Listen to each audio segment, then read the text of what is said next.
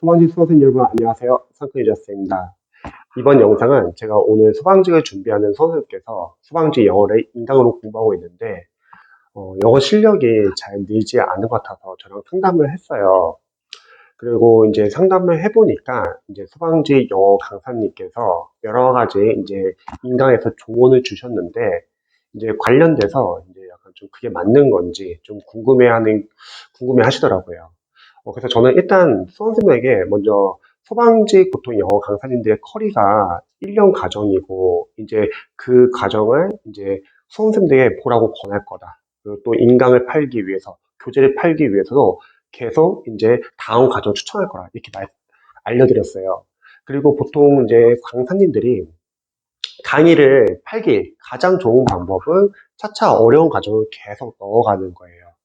그리고 소방 영어 강사님 커리를 봤을 때 제가 약간 좀 우려가 되는 거는 소방 영어 자체 시험 자체가 어렵지는 않은데 그에 비해서 너무 과정이 너무 많아요. 그러면 영어를 잘하시는 분들은 상관이 없는데 영어를 못하시는 대부분의 수험생분들은 그 과정에 따라가기 바빠요.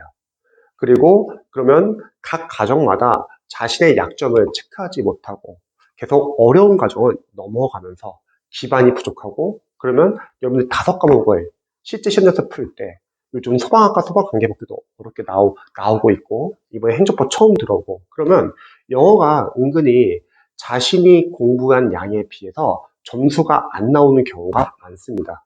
특히 자신의 약점을 체크하지 못하시는 수험생들은 시험장 갔을 때 그 약점에서 많이 나온다고 하면 영어 점수는 많이 낮아질 수 있어요. 그리고 소방 필기 쪽에 가까우신 분들은 소방 영어가 또 공무원 영어에 비해서는 쉬운 편이기 때문에 보통 영어 컷은 높거든요. 그래서 제가 신신당부한 거는 소방 영어 강사인데 커리는 너무 많다. 대신에 거기서 필요한 과정만 듣고 본인이 직접 좋은 교재로, 그래서 좋은 교재라는 거는 해설이 잘 나와 있고 자신의 실력에 맞는 교재로 직접 풀어보고 많이 틀려보고 약점 체크를 하라고 권했습니다. 그리고 제가 이제 해당 강사님의 유튜브 영상을 한번 찾아봤어요. 이제 수험생께서 걱정하셨던 게, 영상을 찾아보니까 강사님께서 이런 말씀을 하세요. 일단 소방 영어는 하루에 40개 정도면 충분하다. 어휘를 외우는 거 40개 정도면, 충분하다. 이렇게 말씀하셨고, 두 번째는 이제 뭐 해마 연상법, 이런 거 크게 도움이 안 될 수도 있다. 세 번째는 어휘를 공부할 때 예문을 많이 봐야 된다. 이런 말씀을 하셨어요. 뭐, 괜찮은 방법이에요. 그런데 강사님께서 이제 말씀하신 게 뭐냐면 본인의 방법이 맞다는 전제하에 조언을 주더라고요. 근데 여기서 소방직 수험생들이 잘 생각해야 될 게 강사님마다 다들 의견이 많이 좀 다르세요.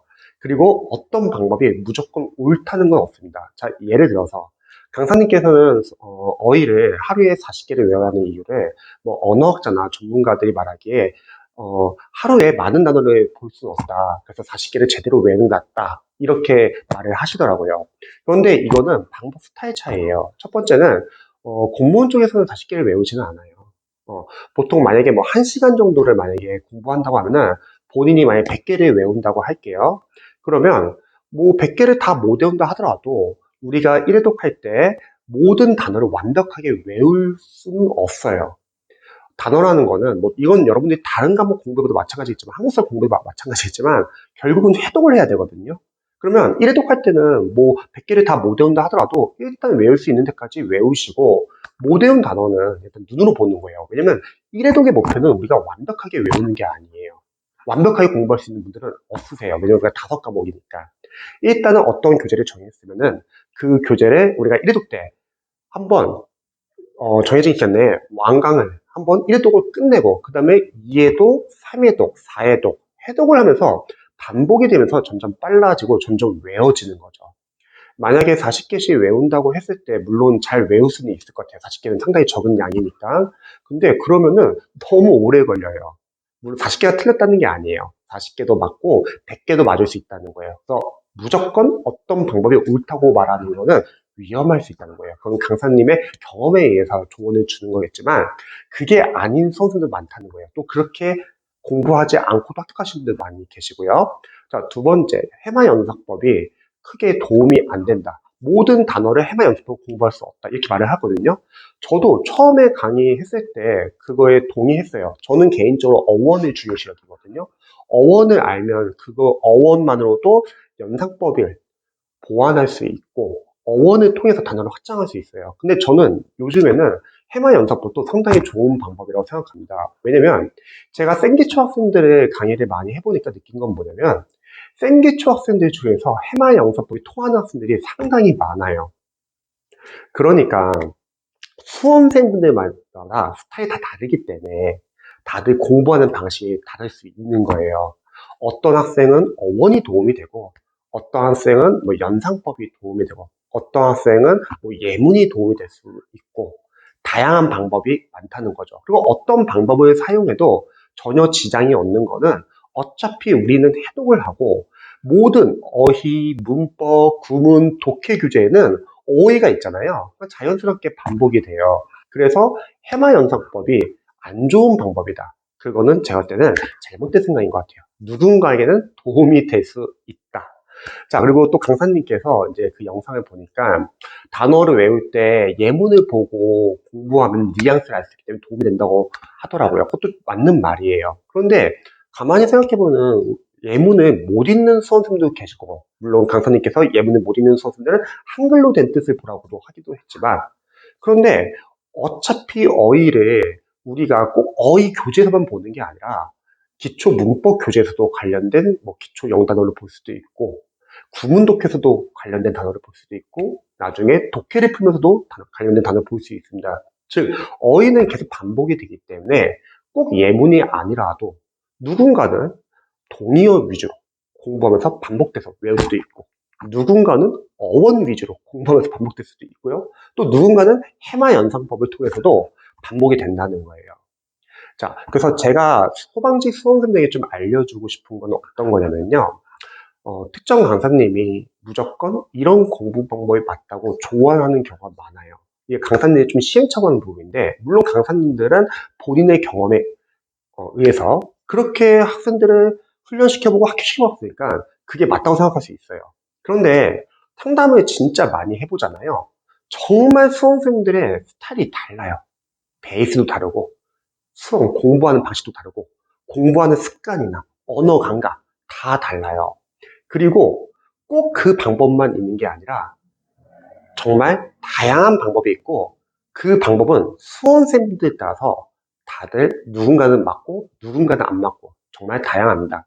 그런데 강사님들이 보통 조언 주는 거는 자신의 경험에 의해서 무조건 이거는 이렇게 공부해야 한다. 이렇게 알려드리면 물론 그 공부 방법에 잘 맞는 수험생들 괜찮은데 맞지 않는 대다수의 수험생들은 거기서 이제 신뢰감이 쌓이지가 않고 하면서도 계속 불안해지는 거예요.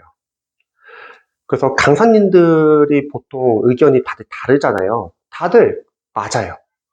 맞는데 대신에 수험생들이 본인들이 잘 한번 판단을 해봐야 돼요. 저 강사님은 저렇게 말하지만 혹시 다른 방법 중에서 다른 방법을 합격하시는 분들 많이 계신데 그럼 나는 이 방법이 맞을지 아니면 다른 방법이 맞을지 이거를 잘 판단하셔가지고 선별을 하셔야 합니다. 그러지 않고 무조건 강사님께서 말하는 대로 하다가 본인과 잘 안 맞는 방법으로 했다가 시행착오하는 경우를 많습니다. 그리고 강사님들도 어떤 공부 방법 같은 거를 설명할 때는 좀 많이 알아보셔야 돼요. 정말 케이스가 정말 다양하거든요. 누군가는 뭐 한 과목 공부 방법이 맞다. 누군가는 여러 과목 공부 방법이 맞다. 다 맞아요. 왜냐면 한 과목을 공부해서 합격하신 분도 많이 계시고 여러 과목을 공부해서 합격하신 분도 많이 계십니다. 그런데 제일 위험한 건 이거예요. 무조건 이게 맞다. 이렇게 말하시는 분들은 상당히 위험합니다. 그래서 수험생들이 공부하면서 만약 강사님이 말한 방법과 본인이 방법이 잘 안 맞아요. 그러면 다른 방법을 좀 알아보거나 한번 조언을 구해보시면 좋을 것 같습니다. 반드시 절대적인 건 없어요. 뭐 수험에서 절대적인 거 하나라고 하면은 아마 기출이 중요하다는 것. 이거는 절대적인 것 같은데 이건 또 웃긴 게 영어에서는 또 강사님들이 기출만은 안 된다고 해요. 본인 강의와 그리고 교재들을 팔기 위해서 동영모사에 팔기 위해서 하프모사에 팔기 위해서 영어도 기출이 중요합니다. 그래서 저는 수험에서는 기출이 중요하다. 요거는 확실히 보편적으로 다들 아시는 것 같아요. 하지만 나머지 이제 공부 방법에 대해서는 조금씩 다를 수 있다. 그리고 수험생들도 그런 점을 잘 참고하셔가지고 한번 활용해 보시기 바랍니다.